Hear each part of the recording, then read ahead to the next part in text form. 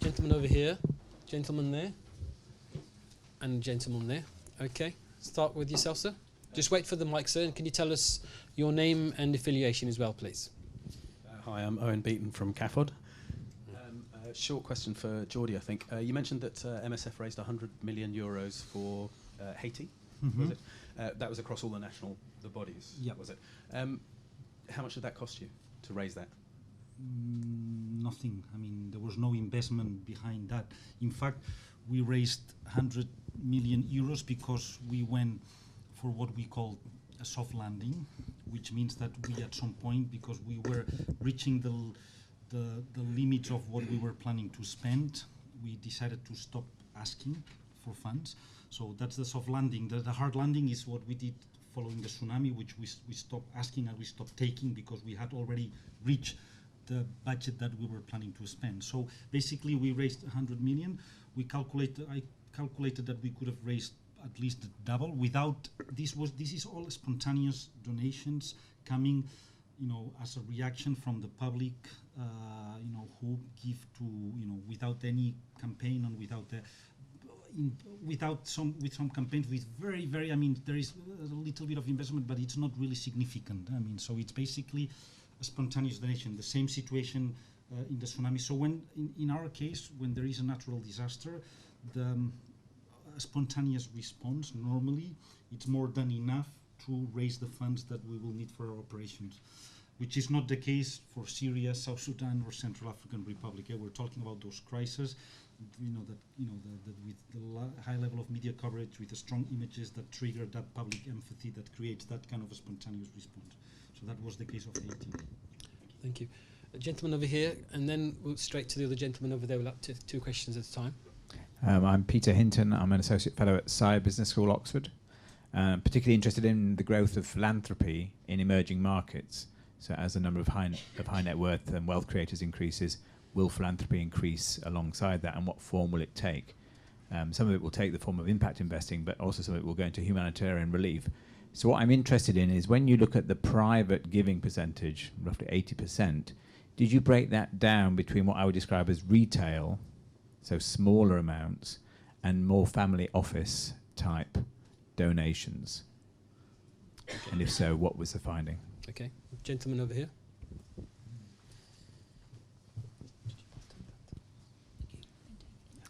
My name is Ken Caldwell. I'm here on behalf of Baobab, the online resources hub for international NGOs. I wanted to ask two parts to the question.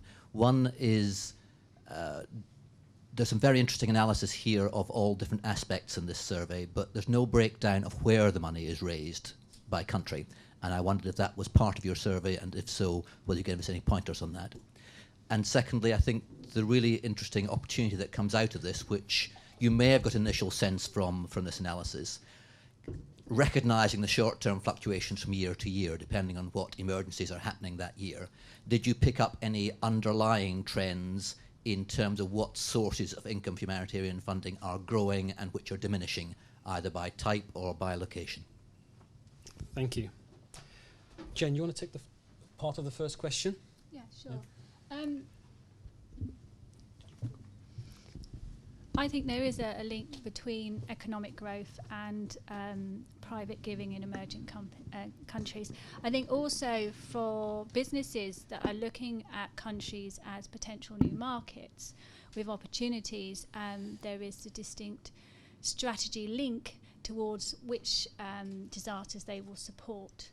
Also, as income grows within those emerging markets, I've seen larger organisations definitely get more involved with the community they're working with around, especially around preparedness and risk mitigation. Okay, thank you. Sophia, did you want to come in on that? Yes, and I'm afraid I'm going to disappoint on two of the questions. One is, have we broken down the private funding into what kind of, also the funding from corporations and companies into what kind or what size? No, we haven't. That data wasn't available to us. I'm just going to look in Chloe's direction, see if there's anything she can illuminate on in terms of methodology on that. But no. Just wait for the mic. Thank you. So we basically, as Sophia explained, approach a number of NGOs and humanitarian agencies to give us the data, but we're dependent on what we get back, and actually we have to break it down into certain categories for it to be usable data. And if we start asking for a breakdown on the private humanitarian income from individuals in terms of the size of those donations, it just becomes unmanageable for those organisations to provide us with that data because it's done completely voluntarily. However, having said that, a couple of the organisations, in fact, Jordi, did we have this conversation? I forget whether it was with you or with someone from World Vision. I had a couple of conversations with people about their breakdown of their individual donors and I think it was UNHCR, and it was quite interesting because geographically the breakdown of donations from individuals by sort of lots of small numbers of donations from individuals and large donations from high net worth individuals correlated quite closely with the regions. So there were some interesting examples in the Middle East of quite successful fundraising campaigns through individuals, but when you actually looked at how many individuals that money came from, it was quite small numbers of people. Thank you. It depends. I think it depends on the markets, but also it depends on the strategy, and there's different models. I mean, we have a model in MSF where basically 80% of our income comes from private individuals because we have privileged basically the mass fundraising approach aiming at private individuals, which represent 90% of our private funds. There are other organizations who have privileged more the one-to-one sources, the leadership giving, and you find different mix in different countries, basically depending on the choice and the model that you make. Yeah? I mean, what I do think is that one thing that we realized when going into new markets is that you cannot necessarily replicate the same model that you have used in the traditional markets, and of course you have to adapt because there are different realities, different techniques, there are different models that you have to adapt yourself to. But at the end, I think it's the choice of the organization, in combination with the reality of the market. And that basically defines the mix that you will have. Okay. Just to say, I think that it's an interesting point to raise, and I think it would lend itself maybe not to global data, but to some interesting case studies. And thinking particularly about Kenya and the Kenyans for Kenyans response to the drought. I think it would be fascinating to look at the mix there between, we know that it was a combination of a large number of individuals, but also the business elite in Nairobi and other places getting behind the Kenyan Red Cross there. So that's definitely one for our research agenda. And then there was another question about trends on what sources of what types of funding grew and diminished. And I think what came out very strongly, I think as I've mentioned, was really the change with the UN over the years, and seeing particularly with UNHCR the increased reliance on or increased garnering of private funding in all its forms, particularly of corporate and individual funding, but also what's looking at the different breakdown as well between agencies. So we look at, say, UNICEF, only 10% or 10% of UNICEF's funding was from private sources. We look at UNHCR, it was 6%. You look at WHO, it was WHO, it was 0.4%. So I think if you start taking it agency by agency, that's where the differences in that you refer to as that funding mix very strongly come out. Okay. Can I make a very just quick suggestion? Because other than the suggestion of for the next analysis to introduce the geographical dimension of where the money is coming from that perspective, talking about from this kind of income stream perspective, you're looking at private individuals, corporate and foundations. It would be interesting within the private individuals to try to identify, or make the distinction between high net worth individuals and just private individuals, because we know that there is a trend that there is increasing income from high net worth individuals. There's very little visibility about it. It would require agreeing on a definition of what is a high net worth individual, because there are different definitions in different organizations. But it would be interesting to kind of zoom in that specific area within the private individuals to see how, because I think it definitely will evolve, both in the traditional but also in the emerging markets. Thank you. Look out for the 2015 report. I'll take a couple of questions online. Do private donors specify which countries should receive the funds? If not, then are the destination countries reflective of relief agency priorities or gaps in their institutional funding? This is from Caroline from Interaction. Does anybody want to take that? So I was trying to get a picture as well of what was earmarked and what was non-earmarked. And we suspect that a larger proportion of funding from private sources is not earmarked, allowing for this gap fill to happen. But we don't have a breakdown figure of that. And I wonder if Jane might... Jane? I'd say from the private sector, when a natural disaster happens, there's a specific appeal, matching schemes, etc., managed by a corporate. And I would say that it is definitely given with the thought that will help those communities affected by that particular disaster. I have had a number of situations where funds have been given, say, for Haiti, but certain programs were oversubscribed or well sponsored, and the donor, the NGO came back and said, "Would you mind if we gave these additional funds to another conflict?" And as long as there is discussions and there's transparency on where the fund's going, I think the corporates and the private sector are happy to support in any way they can, because they have raised this money and they want it to go to the most needy in society. But I think there is an expectation that if an employee gives £10 out of his pay packet around communications of the appeal in the Pakistan floods or Haiti, that money would go directly to those communities affected by that disaster.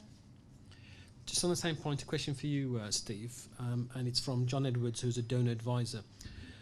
To what extent should private donors focus on strategic giving prior to disaster, i.e. mitigation, DR, leadership development, etc., than on financing of the actual relief work? Do private donors have a competitive advantage?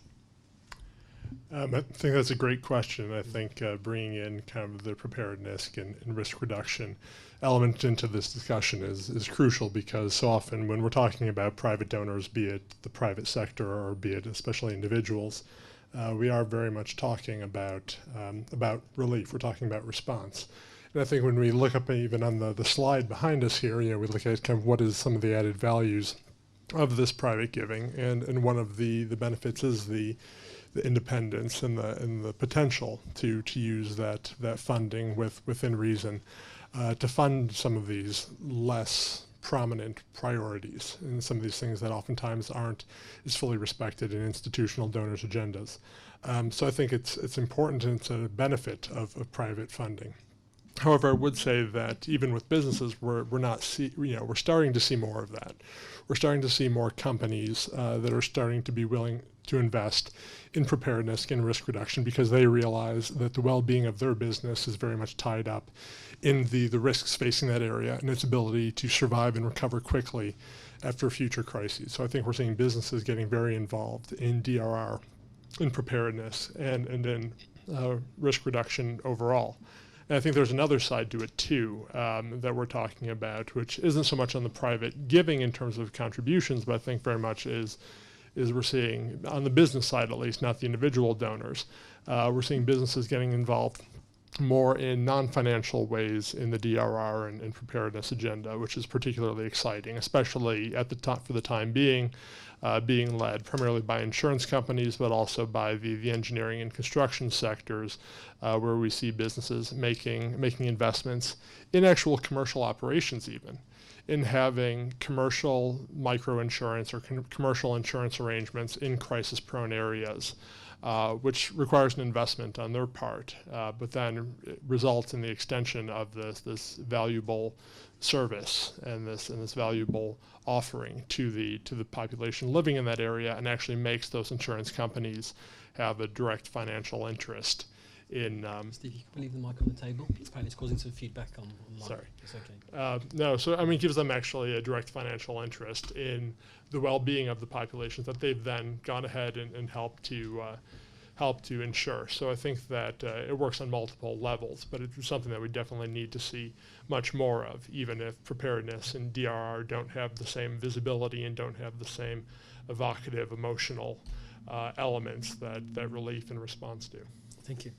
I'll take some more questions from the floor. Lady at the back, lady over here, and a lady here. I'll come back to you in a moment, sir. So, lady at the back. Hello, my name is Laura Gendron. I have a question. You mentioned independence and you also mentioned accountability. And I'd like to come back on this because I think it's extremely important I think it's an extremely important point. And I wonder, how much is done in terms of analysis post programs. And I'm also interested in, depending on where the funds come from, if it's a private funding as opposed to institutional funding, if it gives the organization more independence, isn't it also independence on, the analysis you do after, and so that you can then have a better negotiation power when you work with a government funding, if you see what I mean. The cycle could be, with private funding, you get independence to how you spend this money, but you can then also have a better feedback, and so you use this analysis to have programs that are better designed, more efficient. I'm thinking, I have in mind all the research work that is done by Esther Duflo and her team. Yeah, the Poverty Lab that you probably know. Thank you. Lady over here. And then there's the lady in the middle as well. Hi, I'm Helena Fraser from OCHA. I have one comment and two questions. The technical question would be, you explicitly excluded pro bono and in-kind value of private sector contributions. Was there any indication in the research you conducted that it would be feasible to capture that? Because that seems to us, where we're sitting in the UN, to be a huge growth area. And that leads me to the second bit of the question, which is, this event was titled, "Is This the Future?" And from what I'm hearing you say, particularly Jordi, it's maybe the future for natural disasters, but possibly not the future for CAR, South Sudan, and the kinds of entrenched crises, and even Syria. You've told me they're having a huge, challenge in raising funds from the private sector, particularly individuals. So if it's not the future, then what is the future? If I can ask something a bit challenging. And then we have a crystal ball behind us. A final point on our beloved financial tracking service and the issue of capturing the data. I mean, Jordi, completely agree with your point about it's not the totality of accountability. On the other hand, if we aren't able to start capturing private giving more effectively, we will not be able to shift as a community to adapt more effectively to what is clearly a massively changing resource base for humanitarian action. And I think we should set a challenge over the next 2 years up to the famous World Humanitarian Summit in 2016. What can the actors out there, including the private sector, do to turn that around, ensure that there is a much more transparent and effective way of capturing the full spectrum of humanitarian assistance. Thanks. Thank you. Lady over here in the middle. I'm Chris Taylor, currently with Merlin, but with 25 years' experience of working in fundraising for humanitarian appeals, including being at the DEC during the tsunami appeal. And my question I want to make one comment, which is to do with your analysis between conflict and natural disaster. I think we mustn't confuse rapid onset with natural disaster.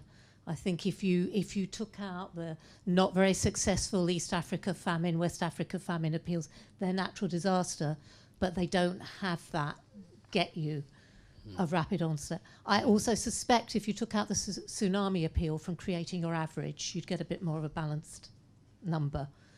But that's just sort of an overall. But I'd also like to talk about the DEC in a way, because you're a donor as well as a fundraiser.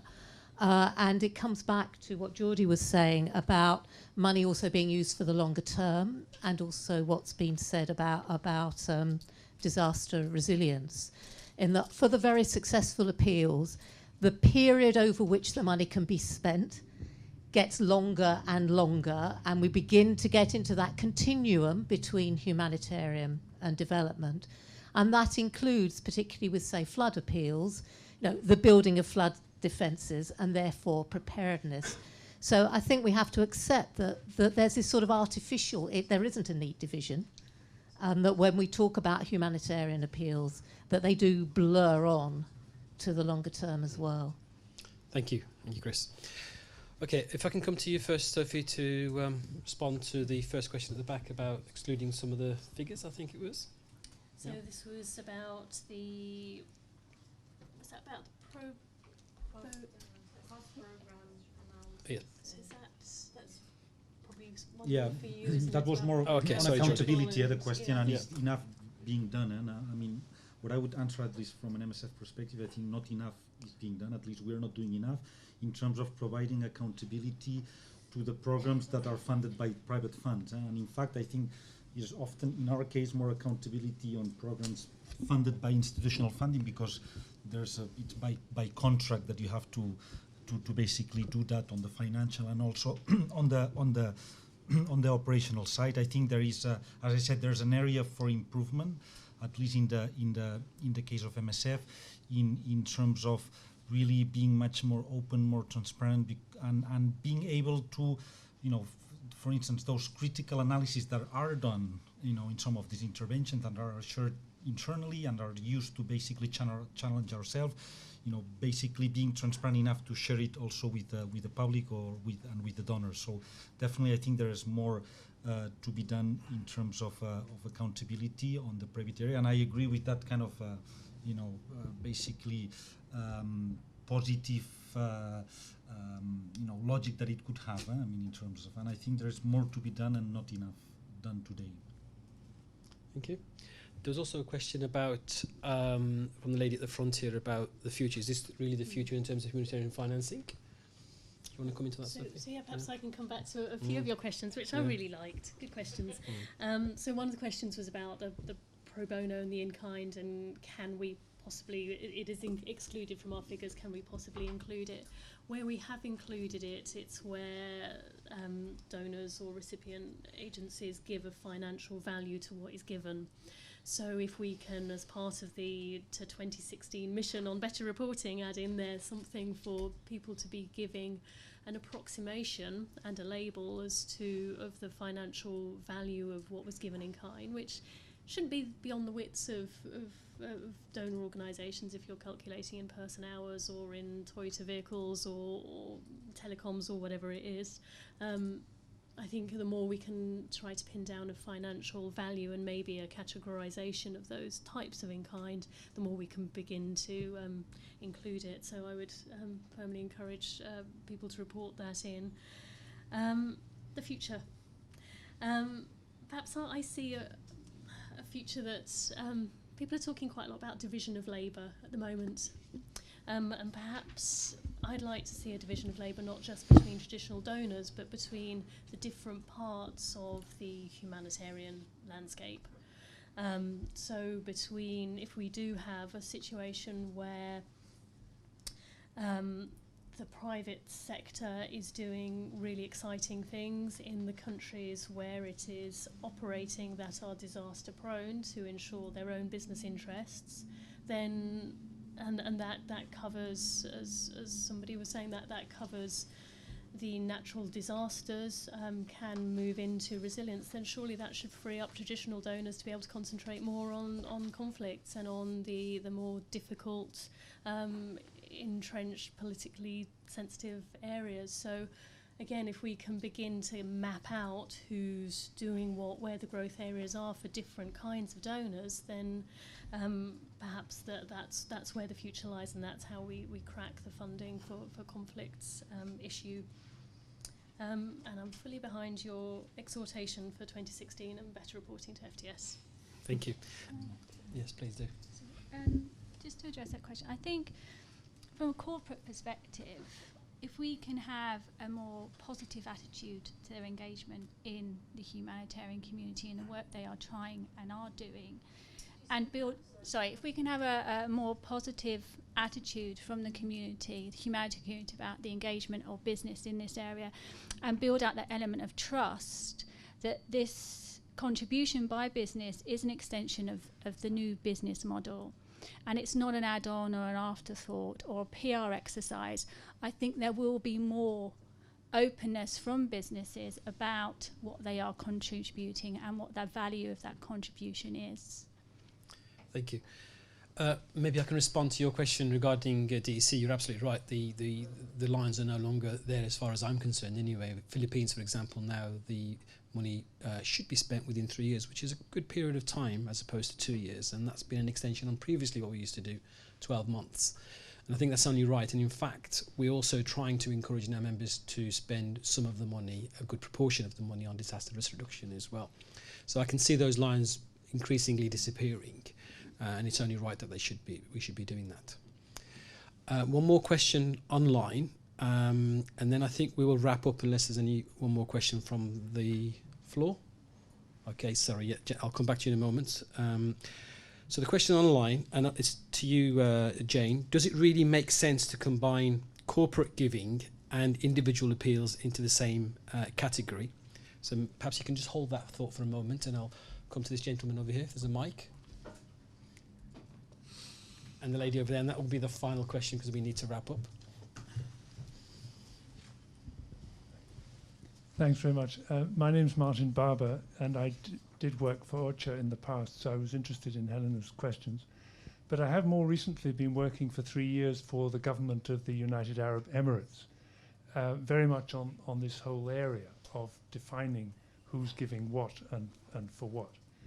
It's an extremely complex area, and I think I'm very interested by what I've heard, but we're scratching a bit at the surface in this discussion, I think.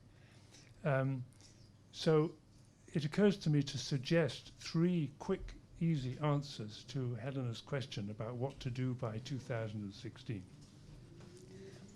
One is to be very careful about the use of the term emerging. The Gulf donors do not like to be told that they are emerging donors. They have been donating since Islam became a religion. So please don't tell them that they are emerging donors. It's offensive. I'm not suggesting that any of you did actually say that, but you have to be very careful about it. And I think the same is true of emerging markets. There have been markets in most of these places for a couple of thousand years. So that's one. The second is that the distinction between humanitarian assistance and all other kinds of assistance is a very difficult one to define, to be precise about. And we tend to put into humanitarian assistance some things which probably shouldn't be there, and we leave out some things which should be there. And it strikes me that the crux of the problem, and you referred to this Ayati initiative, is the fact that there is this overly strict division between development and humanitarian assistance. And could we not try a bit to break that down? One of the ways in which that could be done, sorry Helena, but you know what I'm going to say. The systems employed by FTS and by the OECD DAC are incompatible. You cannot submit the same data to both and have them recorded optimally in these two systems. I leave you to draw your own conclusions about what I think about that. This should not be the case. And finally, I think that if we looked at all these questions, not so much from the perspective of the donor, but from the perspective of the recipient country, wouldn't we get a better vision of what's actually happening most of the time? And so my suggestion for 2016 for GHA would be not to produce anything that is donor specific, but which is recipient country specific. Analyze it from that perspective. Then you will know whether your zakat is being used for humanitarian purposes. Then you will know whether the remittances are being used for humanitarian purposes or for other purposes. And you will resolve, I think, many of the systemic problems that you currently have at a stroke. Thank you, Martin. Final question to lady on the left. Thank you, Tanya. I'm Saleh, I'm the head of HPG here at ODI. A question for Sophia. Just wondering whether in your research, at any point you got the sense that there was, quite an obvious impact of counter-terror laws and measures on the ability of tracking private donations, particularly in certain regions, Middle East and Gulf, but also certain organizations, particularly Islamic charities. So that's something that emerged quite strongly in previous work that we have done here on the impact of the counter-terror legislation, where there was a sense that, the danger of funds being inadvertently used, to favor proscribed individuals or groups had driven donations underground and, been sort of moved away from institutional funding that could be tracked, even to reputable and well-established organizations, and had the perverse effect, actually, of having less accountable and transparent way of giving to perhaps less reputable organizations or directly to communities in crisis in certain countries. I just wonder whether anything like that emerged in your studies as well. Thank you. So do you want to take that question first, and then we'll come back to Jane to respond, and then we'll come back to yours. Yeah, on the counter-terrorism front, I mean, I totally agree. It has an impact on individual giving. Obviously, it has an impact, as we've seen, on remittances, as well as on institutional giving. So we would expect that to carry across the board for all forms of non-state giving, as well as kind of the perceptions, as I think somebody else mentioned, public perceptions about corruption, political implication, driving things down. Again, I'm going to nod at Chloe, because there wasn't anything that came out in the data around that. I'm not sure if there's anything that came out anecdotally from interviews with the agencies, but also bear in mind that the agencies that we spoke to were the big agencies, so it may be that experience is more sorely felt by smaller NGOs and smaller agencies.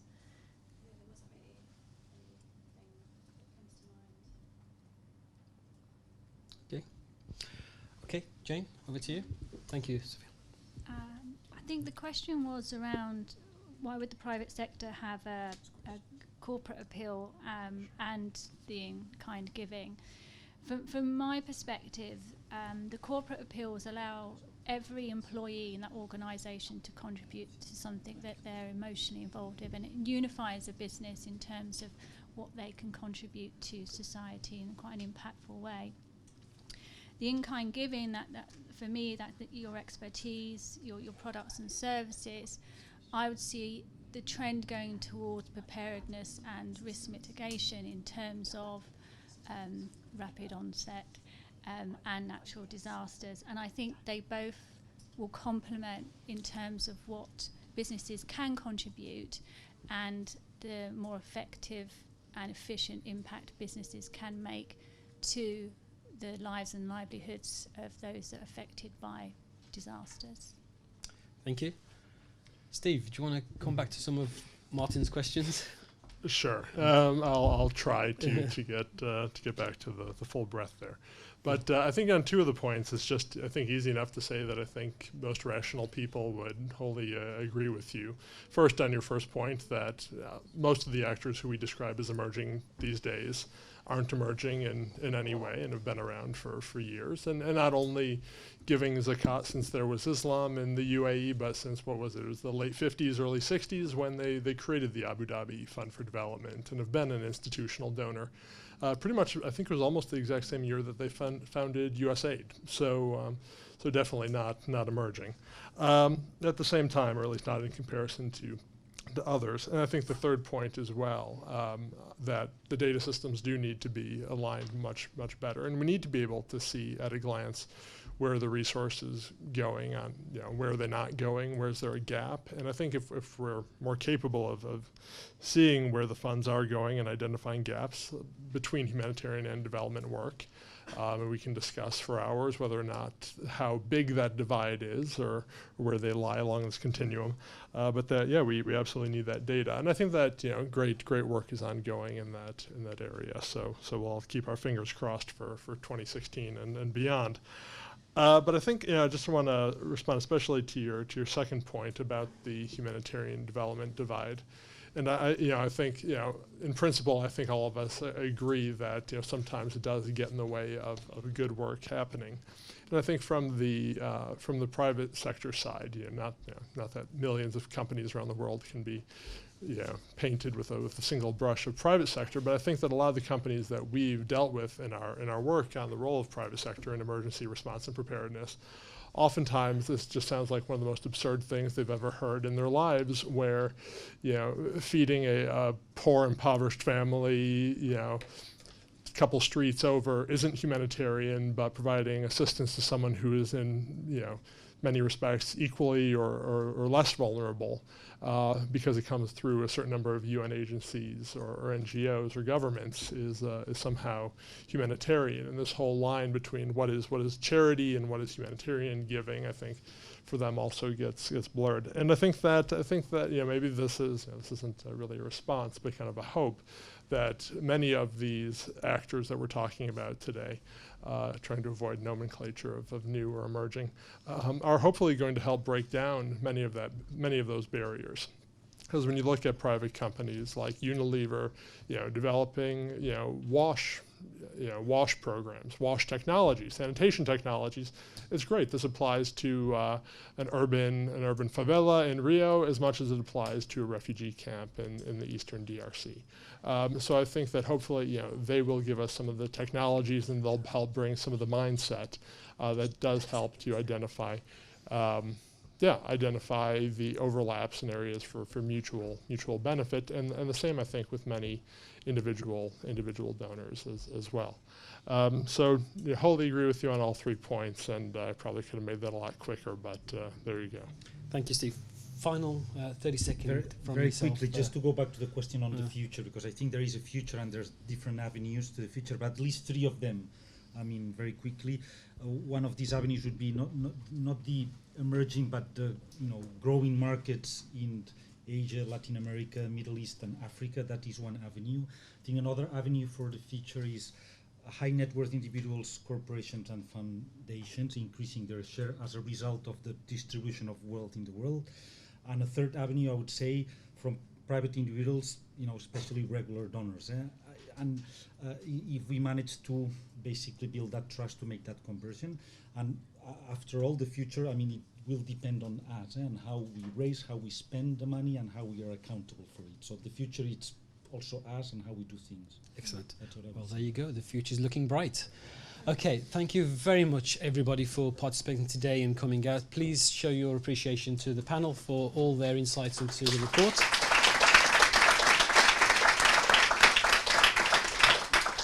My apologies to people online who have posted many, many questions, and obviously we've just run out of time. But there'll be an opportunity for those of you here to have some tea, coffee after we've closed the event, and to network and to ask further questions of the panelists and of each other.